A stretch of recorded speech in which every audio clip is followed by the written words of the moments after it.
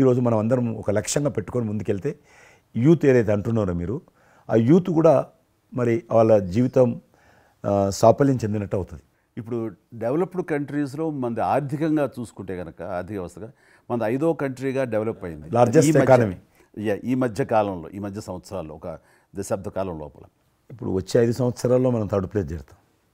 ఇప్పుడు యూకే లాంటి మనల్ని పరిపాలించి ఆక్రమించుకొని పరిపాలించినటువంటి బ్రిటన్ కూడా వెనకకి నెట్టేసి 5వ స్థానానికి వచ్చేసాం. వచ్చేటువంటి 5 సంవత్సరాల్లో ఖచ్చితంగా మనం 3వ స్థానంలోకి లార్జెస్ట్ ఎకానమీ కంట్రీగా మనం ఎమర్జ్ అవుతాం. 100%. అవన్నీ ఇప్పుడు జరుగుతున్నటువంటి ఈ యొక్క డెవలప్మెంట్స్, ఈ ఆర్థిక సంస్కరణలు ఇవన్నీ చూస్తుంటే ఖచ్చితంగా ఆ రోజు ఎంతో దూరం లేదు మీరు చెప్పినట్లుగా. మీ తెలిసి మధ్యలో G20 సమావేశాలు నిర్వహించినప్పుడు నేను మీతోటే మాట్లాడాను.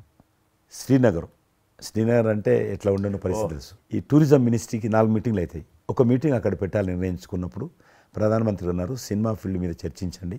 ఎందుకంటే సినిమా ఫీల్డ్ ఎక్కువగా షూటింగ్లు చేసేవాళ్ళు. మేము చిన్నగా ఉన్నప్పుడు జమ్మూ కాశ్మీర్ వెళ్ళలేదు ఎవరం కూడా. కానీ దేశంలో ఉన్నటువంటి కోట్లాది మంది కాశ్మీర్ అందాలను చూశారు సినిమాల కారణంగా. ఎవరు పోలేదు అక్కడికి, కానీ చూశారు. కాబట్టి ఆ సినిమా ఫీల్డ్కి సంబంధించినటువంటి సెషన్ పెట్టాలి మీరు అని చెప్పి ప్రధానమంత్రి గారు చెప్పి ఆయన ఆదేశించిన తర్వాత ఈ సినిమా ఫీల్డ్కి చంపి అన్ని దేశాలకు సంబంధించినటువంటి ప్రముఖులందరినీ కూడా ఆహ్వానించాం. అప్పుడు మేము మీటింగ్ పెట్టాలంటే పాకిస్తాన్ అన్ని దేశాలకు లెటర్స్ రాసింది, చైనా లెటర్స్ రాసింది, టెర్రరిస్ట్ ఆర్గనైజేషన్స్ అన్నీ కూడా హెచ్చరించాయి. జమ్మూ కాశ్మీర్కి వస్తే, Kashmir is a disputed place అది, కాబట్టి ఎవరు రావద్దు, వస్తే మాత్రము ఏమైనా అవుతే మాకు సంబంధం లేదని పాకిస్తాన్ కూడా అందరూ హెచ్చరించారు. బట్ ప్రైమ్ మినిస్టర్ చెప్పాడు, ఎట్టి పరిస్థితుల్లో మీటింగ్ పెట్టి తీరాలి, నువ్వు నాకు అనవసరం, నీకేం కావాలో నేను అన్ని ఏర్పాటు చేస్తాను. ఆ తర్వాత నేను మీతో మాట్లాడి ఆ రోజు అప్పుడే కాశ్మీరు అని అనగానే మీరు కాశ్మీరు లోయల్లో కన్యాకుమారి ఇలాంటి సాంగ్స్ ఎన్నో మాకు గుర్తుకొచ్చినాయి. అలాంటిది మళ్ళీ మీరు మీ పార్టిసిపేషన్ ఉంటే బాగుంటుంది అనుకున్నప్పుడు ఆ టైంలో నేను రాలేని పరిస్థితిలో రామ్ చరణ్ వస్తే బాగుంటుంది, అతను RRR సినిమా ఆస్కార్ అవార్డు తోటి తను మంచి ఆస్కార్ అవార్డు వచ్చింది, బాగుంటుంది ప్రధానమంత్రి గారు చెప్పాను. అప్పుడు అందరూ ఫారినర్స్ డెలిగేట్స్ అందరూ కూడా ఏ సినిమా సాంగ్ అది నాటు సినిమా డాన్స్ చేశారు అక్కడ. ఎవరు మన కొరియన్ మినిస్టర్.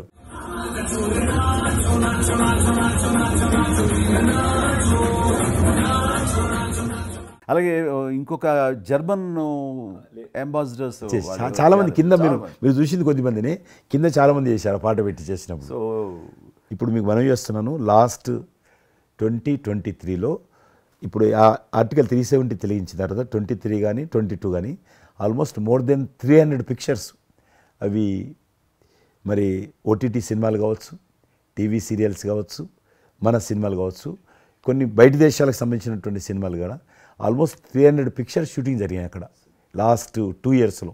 మళ్ళీ తిరిగి మీ ప్రభావంతో, ఆయన నరేంద్ర మోడీ గారి చొరవతోటి ఇలాగా G20 కల్చర్, ముఖ్యంగా టూరిజం సంబంధించి సినిమాలను ఎంకరేజ్ చేస్తూ మీరు తీసుకున్న చొరవ, అందులో రామ్ చరణ్కి మీరు ఇచ్చేటువంటి ప్రాధాన్యత ఇవన్నీ కలిపినప్పుడు ఫస్ట్ నా వైఫ్ తన ఫ్రెండ్స్ తోటి ఎక్కడికి వెళదాం ఈ హాలిడే అంటే వాళ్ళ ఫ్రెండ్స్ అందరూ కలిపి కాశ్మీర్కి వెళ్ళారు.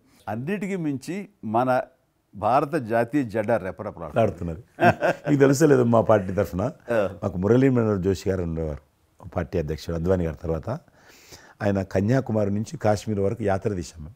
ఏంటో తెలుసా డిమాండ్, అక్కడ శ్రీనగర్లో జాతీయ పతాకం ఎగరడం, దానికోసం ఉద్యమం. చూడండి, ఒక జెండా ఎగరడం కోసం. ఆడికి మిలిటరీ మధ్యలో, పోలీస్ ఫైరింగ్ల మధ్యలో ఒక జెండా, మేము జమ్మూ కాశ్మీర్ కానీ ఆపేశారు మమ్మల్ని. అక్కడ నుంచి మిలిటరీ విమానంలో తీసుకుపోయి ఆయన ఒక్కరిని అక్కడ జెండా ఎగిరినట్టు చేసి మళ్ళీ తీసుకొచ్చారు. దల్ లేక్ అని ఉంది అక్కడ, ఉన్నది కదా. మొన్న 15th ఆగస్ట్, ఇంతకుముందు 15th ఆగస్ట్ ఏదైతే మనము 70 సంవత్సరాల పండుగ జరుపుకున్నాము, 50,000 మంది అమ్మాయిలు అబ్బాయిలు స్కూల్ పిల్లలు అందరూ చేతులలో 3 రంగుల పతాకాలు పట్టుకొని దల్ లేక్ చుట్టూ ఊరేగింపు చేశారు. అది మార్పు. ఇంకొకటి నాకు సంతోషం ఏంటంటే, మీరు రాజకీయాలకు రాకముందే మీకంటూ ఒక ప్రత్యేక స్థానం సర్వీస్ యాక్టివిటీలో చిరంజీవి చారిటబుల్ ట్రస్ట్ చాలా పెద్ద ఎత్తున చేయడం అనేటువంటిది నిజంగా అది చాలామందికి ఆదర్శమైంది. మిమ్మల్ని చూసిన తర్వాత చిరంజీవి గారు పెట్టిన అంత పెద్ద నటు పెట్టడం మనం చేయకూడదని వాళ్ళ స్థాయిలో పెట్టినటువంటి చాలా సంస్థలు మీ నుంచి స్ఫూర్తి తీసుకొని పెట్టారనేది నాకు తెలిసిన వాళ్ళు కూడా చాలామంది చెప్పారు. కాబట్టి అది గొప్ప విషయం. మీకు ఎందుకు వచ్చింది ఐడియా? అది ఏదైనా సరే నువ్వు ముందు మన మనసులో తిరిగి ప్రత్యుపకారంగా ఏదైనా చెయ్యాలి అనే భావం ఒకటి ఉంటేనండి అవకాశాలు ఎదురుగా ఉంటాయండి మన ఎదురుగా. అలా చూసినప్పుడు ఆ టైంలో రక్తం దొరకక చనిపోయే వాళ్ళు చాలామంది ఉన్నారు. అది గర్భస్రావంతో, డెలివరీ సమయంలో, యాక్సిడెంట్ సమయంలో కొంతమంది క్షతగాతులు, అట్లాగా లుకేమియా కానివ్వండి, క్యాన్సర్ కానివ్వండి, ఇలాంటివి తలసేమియా కానివ్వండి, ఇలాంటి చాలామంది ఉన్నారు. ఇంతమంది జనాభా ఉన్న ఈ దేశంలో రక్తం ఇచ్చేవాళ్ళు లేకుండా పోయారు. ఎందుకంటే రక్తం అనేది ల్యాబుల్లో తయారు చేసేది కాదు. ఒక మనిషి మరొక మనిషికి దానం ఇస్తేనే జరిగేది. సో ఆ మాత్రం ఆల్టర్నేటివ్ లేదు, లేదు, ప్రత్యామ్నాయం లేదు. సో ఇది కేవలం మంచి మనసుతోటి ఉండేవాళ్ళు ఇచ్చేదే.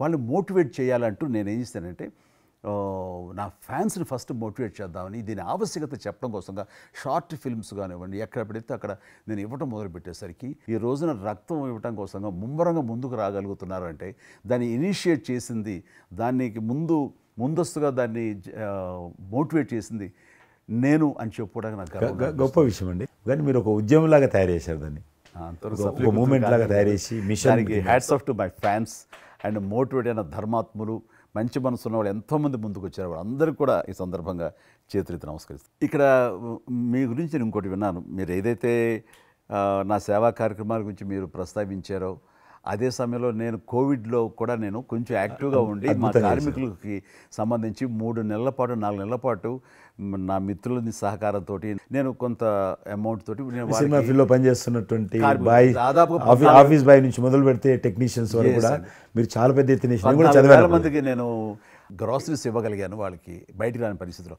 బట్ అదే పరిస్థితిలో మీరు దేశవ్యాప్తంగా మీరు ముఖ్యం ఇక్కడ మన రాష్ట్రానికి సంబంధించి తెలంగాణలో మీరు ఫ్రంట్ లైన్లో ఉండి ప్రతి వాళ్ళని పరామర్శిస్తూ, ప్రతి హాస్పిటల్కి వెళుతూ, ఎవరైతే ఆ రోజున ఫ్రంట్ లైన్ హీరోస్ ఉన్నారో వాళ్ళందరినీ పరామర్శిస్తూ మీరు అద్భుతంగా పెద్ద ఎత్తున చేశారు. అదే కాకుండా మన ఇండియా లెవెల్లో మీరు corona command control room, corona command control room మీకు మీ ఆధ్వర్యంలో జరిగింది.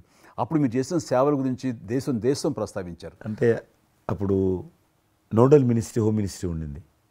ఏమైనా డైరెక్షన్స్ దేశానికి ఇవ్వాలన్నా, రాష్ట్ర ప్రభుత్వాలకు ఇవ్వాలన్నా, లాక్డౌన్ ఎక్కడ పెట్టాలి, ఎక్కడ పెట్టకూడదు, ఎప్పుడు పెట్టాలా, లాక్డౌన్లో ఏ స్థాయికి వెళ్ళాలా అన్నీ కూడా హోమ్ మినిస్ట్రీ ఇచ్చేది. నేను అప్పుడు హోమ్ మినిస్ట్రీలో ఉన్నాను. ప్రజలకు రోజువారీ అవసరమైనటువంటి 24 మినిస్ట్రీస్, 3 జాయింట్ సెక్రటరీస్ ఒక్కొక్క మినిస్ట్రీ నుంచి 8 గంటల చొప్పున హోల్ నైట్ టు డే 24/7 ఆ బ్యాచ్ కరోనా కంట్రోల్లో కూర్చోవాలి. ఆ రకం కూర్చున్నప్పుడు దానికి యాజ్ ఎ మినిస్టర్గా నన్ను ఇన్ఛార్జ్ పెట్టారు ప్రధానమంత్రి గారు, అమిత్ షా గారు. చాలా అద్భుతంగా నేను కూడా ఆల్మోస్ట్ 1.5 month ఆఫీసులోనే పడుకున్నాను. మిలిటరీ విమానాలలో ఆక్సిజన్ పంపించాను. మీకు తెలుసు మిలిటరీ విమానాలు ఒక విమానం ఢిల్లీ నుంచి ఆక్సిజన్ తీసుకొని వస్తే గ్రీన్ ఛానల్ ద్వారా హైదరాబాద్ సికింద్రాబాద్ స్టేషన్ వచ్చేంత వరకు కూడా ఎక్కడ ఆగకపోయేది. అంత నెట్వర్క్ గ్రీన్ ఛానల్ అంటారు. ఆ రకంగా విమానాల ద్వారా నేను గాంధీ హాస్పిటల్కి ఆల్మోస్ట్ 12 సార్లు పోయాను లోపలికి. ఎవరైతే వెంటిలేటర్ మీద పేషెంట్స్ ఉంటారో నేను బుక్ ఒకటి ప్రింట్ చేశాను. వెంటిలేటర్ మీద పేషెంట్ దగ్గరగా మాట్లాడాను. దేవుడి మీద భారం ఇచ్చి తిరిగాను. ఆ రకంగా ఎందుకు వెళ్ళానంటే ఏదో పబ్లిసిటీ కోసం కాదు. డాక్టర్లు పనిచేస్తున్నారు, ఆడ నర్సులు పనిచేస్తున్నారు, ఆడ శానిటేషన్ సిబ్బంది పనిచేస్తారు, క్లీన్ చేయడం. వాళ్ళు పనిచేస్తున్నప్పుడు మనం వాళ్ళని గాలికి వదిలేసి మీరు పని చేయండి, మేము రాజకీయ నాయకులము, మేము ఇళ్ళల్లో ఉంటాము, మేము రాము అని కూడా దాన్ని తట్టి నేను లోకల్గా ప్రజాప్రతినిధిని, ఎంపీని అని చెప్పి మా ఇంట్లో భయపడుతున్నా, అందరూ భయపడుతున్నా, ప్రెస్ వాళ్ళందరూ వచ్చేవాళ్ళు. ప్రెస్ వాళ్ళందరినీ గేట్ కాడ బయట మెయిన్ గేట్ కాడ ఆపాడు. ఇక నేను పోయేవాడిని, మొత్తం చూసేవాడిని. ఆ సూపరింటెండెంట్ కూడా నాతో పాటు లోపలికి వచ్చేవాడు ధైర్యం చేసి నేను వెళ్ళినప్పుడు. ఆ రకంగా పూజారులు ఉంటారు దేవాలయాలలో. పూజారులు కూడా చాలా పేదవాళ్ళు ఉంటారు, మీకు తెలుసు. వాళ్ళకు దేవాలయాన్ని క్లోజ్ అయినాయి కదా.